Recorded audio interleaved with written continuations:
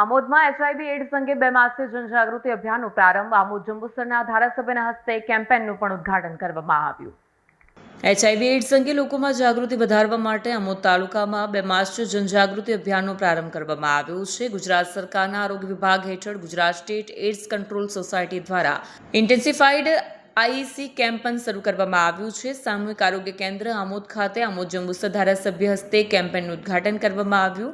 આ પ્રસંગે નગરપાલિકા ઉપપ્રમુખ, આરોગ્ય કેન્દ્રના અધિક્ષક, તબીબી સ્ટાફ તેમજ આરોગ્ય વિભાગના કાર્યકર્તાઓ ઉપસ્થિત રહ્યા હતા. આ અભિયાનનો મુખ્ય હેતુ એચઆઈવી અંગે જાગૃતિ વધારવા, લોકો સુધી સાચી માહિતી પહોંચાડવા તેમજ દરેક વ્યક્તિને પોતાના એચઆઈવી સ્ટેટસ અંગે જાગૃત અને જરૂરી હોય ત્યારે ટેસ્ટિંગ માટે પ્રોત્સાહિત કરવાનો છે.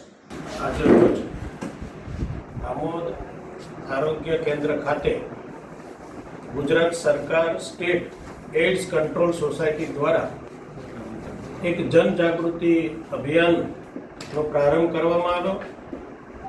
એનું આજે ખૂબ જ સુંદર વાતાવરણમાં એનું ઉદ્ઘાટન કરવામાં આવ્યું.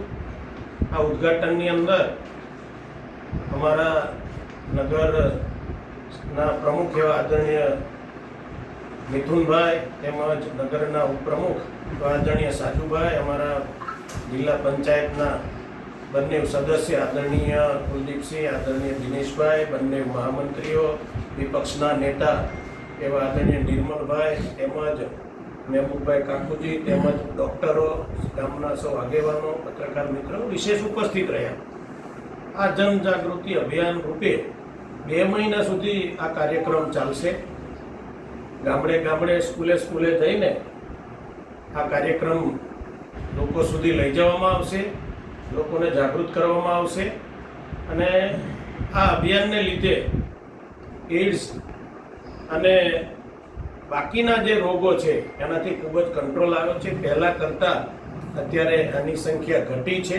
આવનાર દિવસોની અંદર સંપૂર્ણ નાબૂદ થાય, એડ્સ મુક્ત આ વિસ્તાર બને એવા તમામ પ્રકારના આયોજનો અત્યારે આ આરોગ્ય કેન્દ્ર ખાતે કરવામાં આવ્યા છે.